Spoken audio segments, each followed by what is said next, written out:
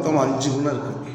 First துர்குணம், அடுத்தது சிற்குணம், சற்குணம், நற்குணம், நிர்குணம். அந்த நிர்குணம் ஆனவா அவங்க ஜீவசமாதியாக முடியும். பிறக்கும் பொழுது எல்லா மனிதர்களும் துர்குணத்தில் தான் பிறக்கிறாங்க.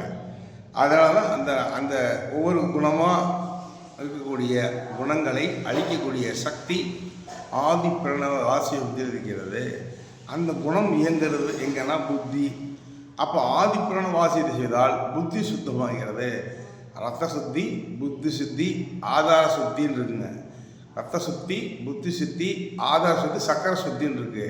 இது நீ சுத்தி பண்ணால் தான் நீங்கள் நற்குண மனிதனுமாகி நிர்குண மனிதனுமாக முடியும், ஜீவசமாதி ஆக முடியும். இந்த நிலையை ஆதி பிரணவாதி கற்றுத்தரப்படுகிறது. சகல சௌபாக்கியம்